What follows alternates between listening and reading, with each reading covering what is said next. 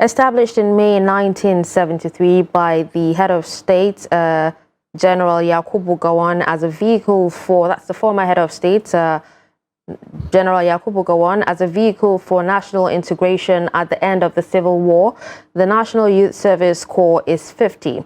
Now, as one of the few national institutions that has struggled to abide by its original objective, the scheme has served as a veritable agency of national integration in the past 5 decades. By availing less privileged states of quality manpower, the NYSC has made significant contributions to the development of our country. Now, from using corps members for enumeration work during the national population census, presiding officers during the conduct of national elections, and deployment of routine immunization, the NYSC has partnered with other organizations for the good of the country. Now, this morning on Daybreak, we'll be focusing on 50 years of NYSC, fostering Nigeria's unity and cohesion. And to discuss this topic, we have the Director General of the National Youth Service Corps, Brigadier General Yusha'u Dogara Ahmed, who will be joining us virtually via Zoom. And, thank you so much. Good morning, Brigadier General, and thank you so much for joining us. Good morning, General. I hope you can hear us. Yeah, good morning. I can hear you. Thank you very much, General, and for finding time to share part of your 50 years anniversary celebration with viewers on Trust TV. Can you... Thank you very much.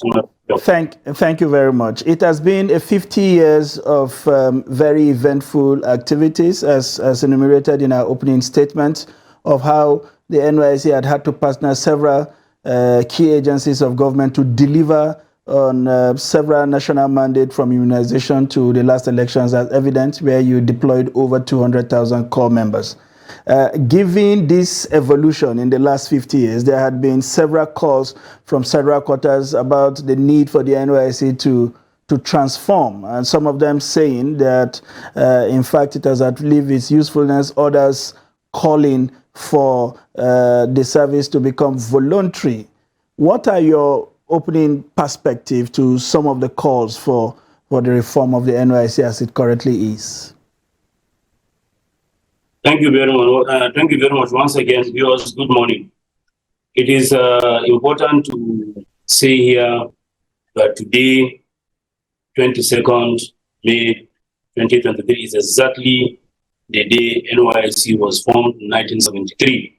So today we are 50 years old.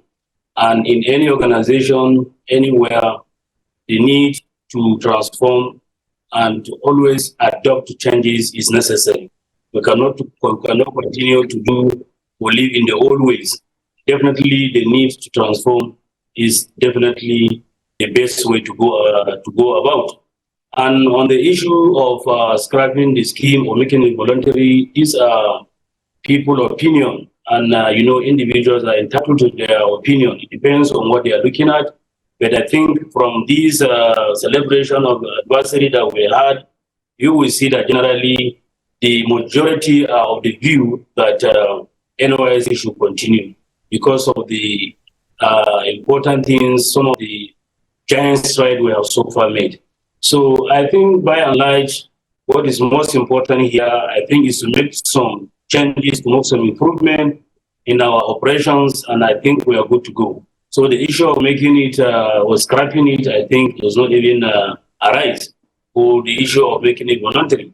I think the best way is to continue with the scheme and continue to improve on what we have been doing. And we so doing, we will see and we will reap more advantage of the scheme than ever before. And we are ready to do that. And there are a lot of things that we have said on our agenda to improve on what we have been doing before. All right, General, can you give us an idea of some of those things that you actually set on your agenda to be able to improve the NYSC? Because some quarters seem to believe that it is still not perfect and a lot of reform needs to actually, be done to be able to get it to where it's supposed to be. Well, for us in NYSC, we intend to improve some of our ventures, particularly the agricultural setup. We have a lot of farms in NYSC that are manned and controlled by NYSC, and we're into partnership with some renowned organizations. We intend to vigorously carry out some improvement on the agricultural sector in such a way that we don't have to rely on any of our needs outside the scheme. By the time we go into this reformation or improvement, you will discover we're thinking that very soon we'll start feeding the core members from what we produce in our farms. We have various farms, and I think by the time we improve on it, we should be able to feed the core members across the country without even going to the market to buy any foodstuff or anything that we require. You may be aware that already some of the states we produce our water, we don't buy water anymore. We produce our bread, we don't buy bread, and we're in collaboration, we produce rice and some other foodstuff. Up to Gari, some of the states we no longer buy. What we intend to do is to enhance and to improve on this agricultural production so that we become self-sufficient and if possible even sell out the world apart from taking care of ourselves. That is on the part of agriculture. The skill acquisition and entrepreneurship development SAID, we intend to review our curriculum to capture most of the program with the view of meeting all the best practice in the international best practice. By the time these core members get out of the camp, by the time they finish their service, they should be able to become job providers instead of remaining as job seekers. Our intention is to vigorously improve, and also the moment we have enough funds, we intend to give more training in the skill acquisition side so that these core members become self-reliant. As evident, you have seen in the past 7 days, 7 days that we've been showcasing what these core members are doing. So we intend to improve and be able to take the scheme forward in terms of skill acquisition so that by the time we review this curriculum, these young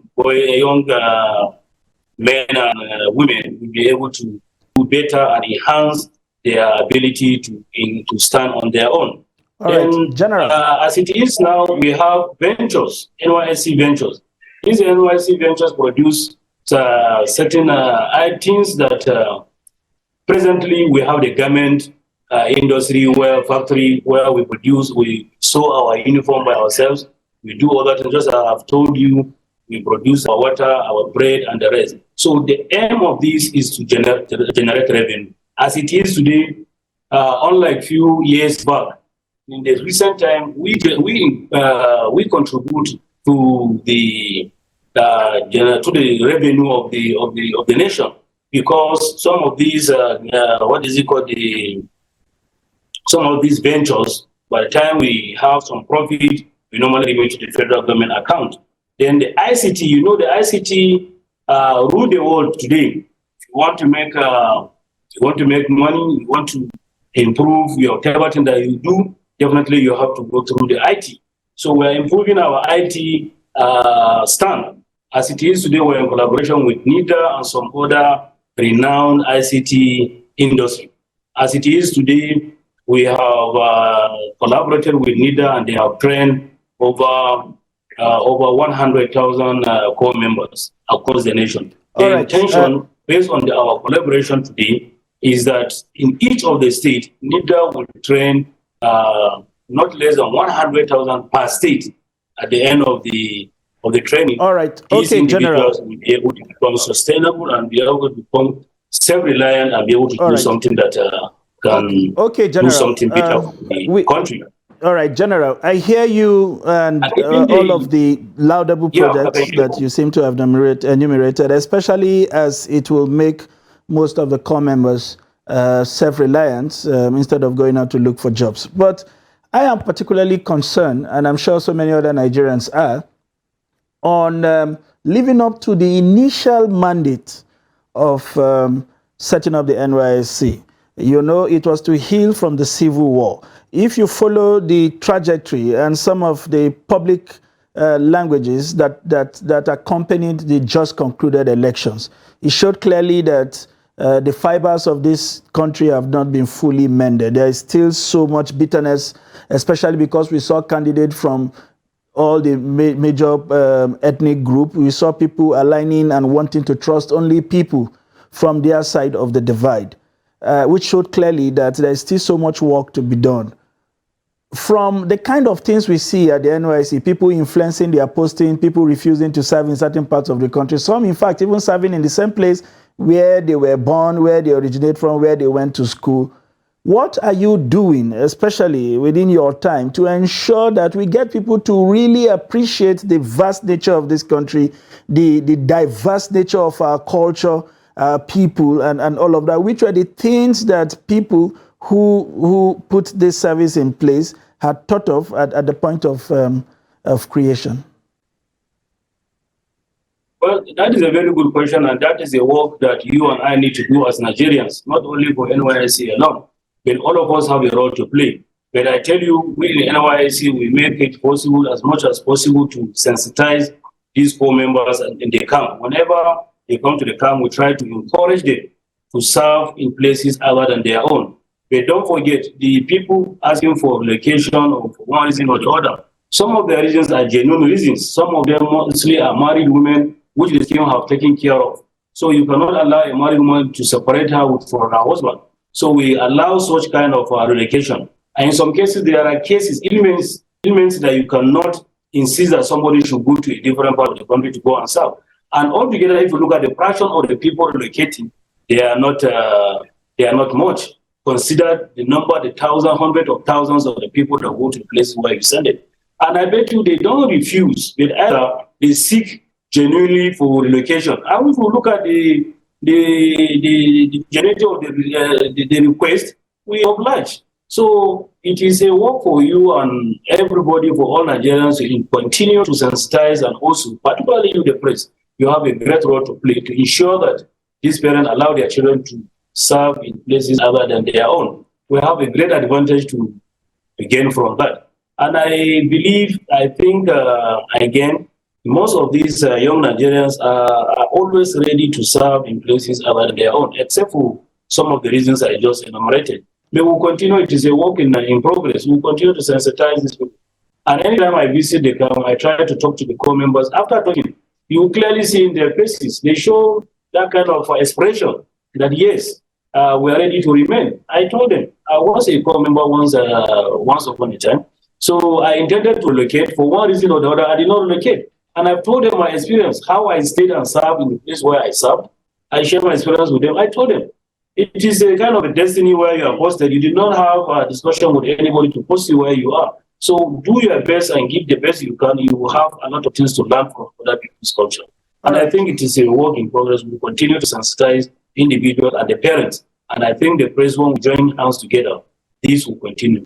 Okay. If you think that we have not achieved so much, you can imagine if the NYSC is not there at all. And I believe it is then that you know that nothing has been done. But with this, people, you may not understand how much we have actually achieved. But a lot has been achieved. All right. And talking about how much you have achieved, when the NYSC got off 1973, 1974, you had only about 6 universities with about 17,000 core members that you had to mobilize across the country. Today, we are talking about 1.8 million graduates, about 254 public and private universities. In fact, just last week, the Federal Executive Council approved another 37 universities. Do you have the resources to continue to engage over 1.8 million graduates in a year?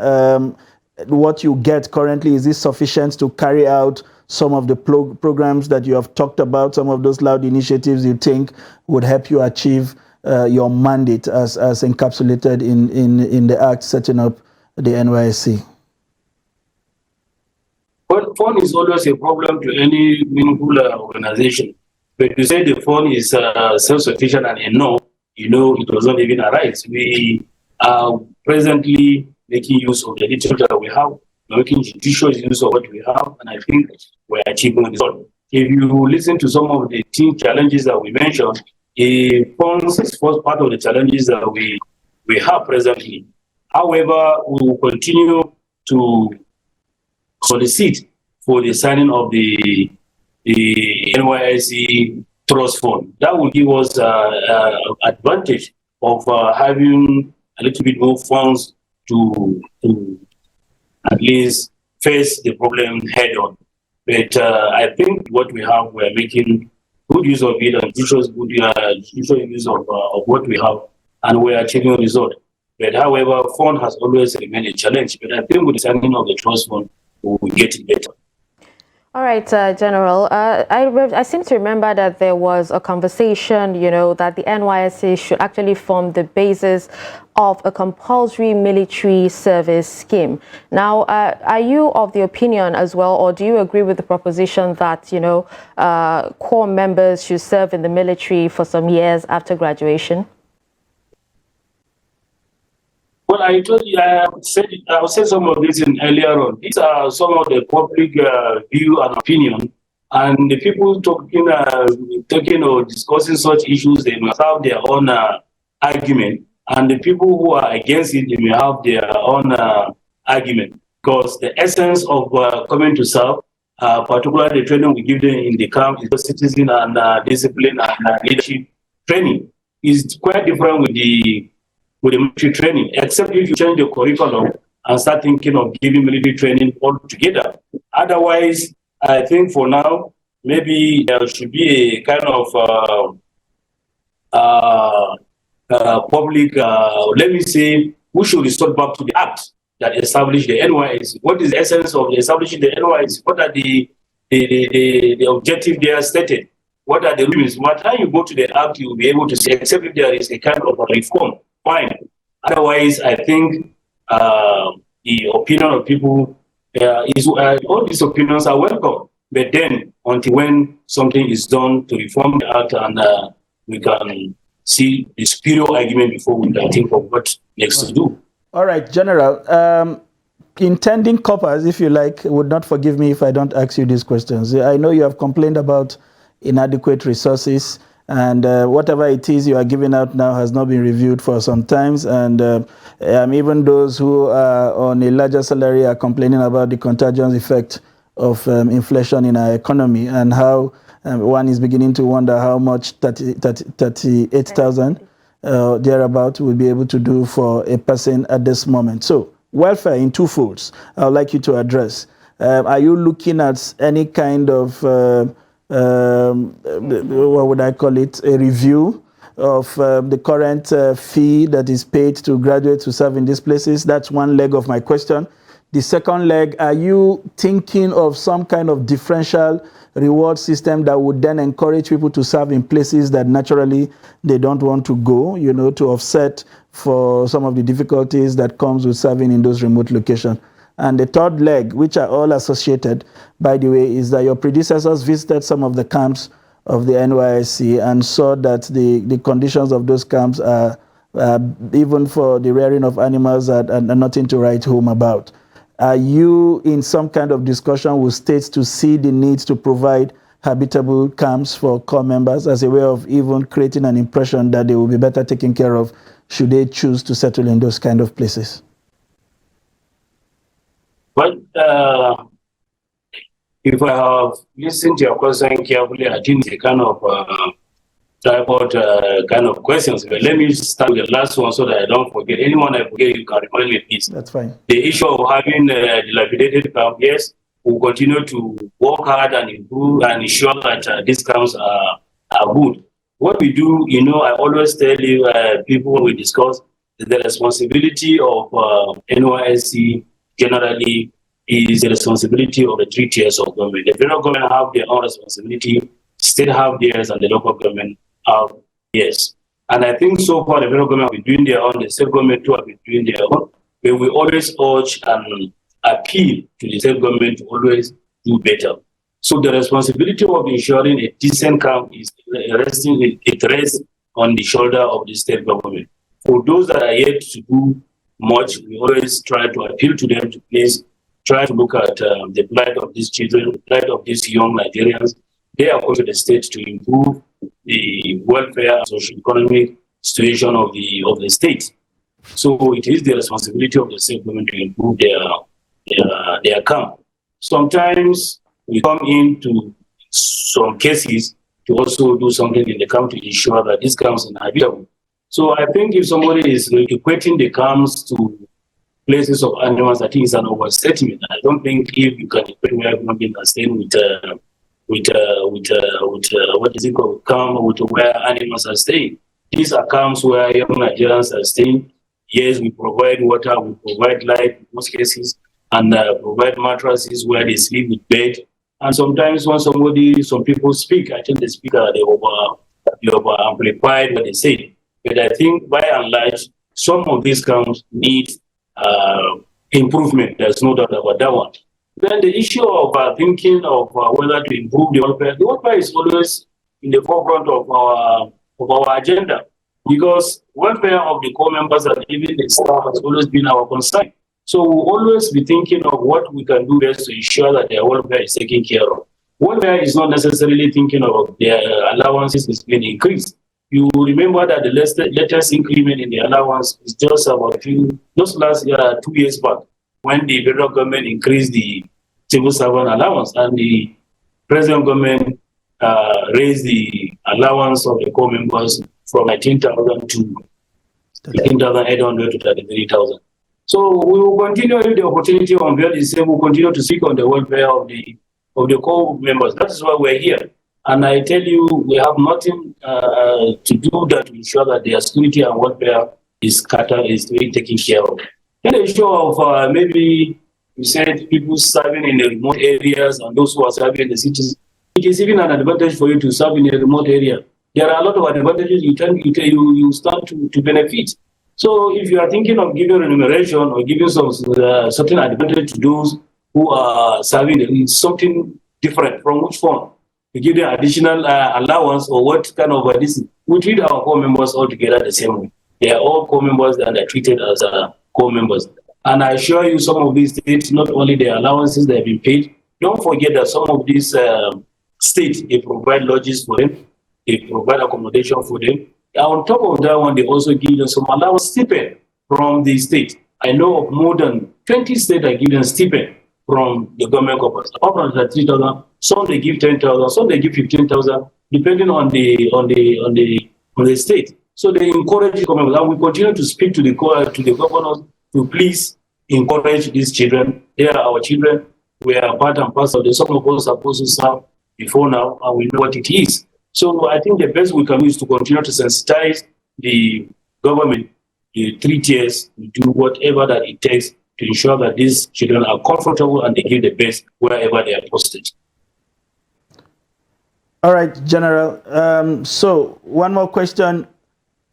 Do you subscribe, given the volumes of youths that are coming out from the universities and what the numbers will become in the years to come, do you subscribe that the service be voluntary, or you subscribe to those other school of thought who are even saying that if possible the service should be extended to 2 years? What in some of these suggestions do you think that the core is likely to adopt as we move into the future? Well, this is the first question I've answered earlier on. These are people's opinion and view. As for me, I think in this position, I may not be disposed to start taking which one is my view, but I think people are free to air their view and make their own opinion heard. So whatever the government that establishes the NYSC look at the superior argument, I think they're in a better position to look at that. Until then, when everybody is given the opportunity to come and make his opinion. All right. You talked about the NYSC Trust Fund. I know as at the last check, it was with the House of Representatives. What does that trust fund seek to improve with regards to how, the welfare of the core as it is? Well, the trust fund stands to benefit the core in such a way that it is a kind of fund that will come without going through the budgetary reason that we normally do. This is a set fund that will come directly from the consolidated account, and there will be more funding to the scheme. That is just why you hear that every time we talk about NYSC Trust Fund, NYSC Trust Fund. And by the time you have a little bit more fund, some of the improvement that you intend to carry on in the scheme, you will have a better opportunity because you will have more funding than ever before, especially in the skill acquisition and development area and some other areas that I've earlier mentioned. All right, thank you so much, Brigadier General Yusha Udogara Ahmed, for taking time out of your busy schedule to speak to us on NYSC at 50. And a hearty congratulations to you as well. Thank you very much. You're welcome.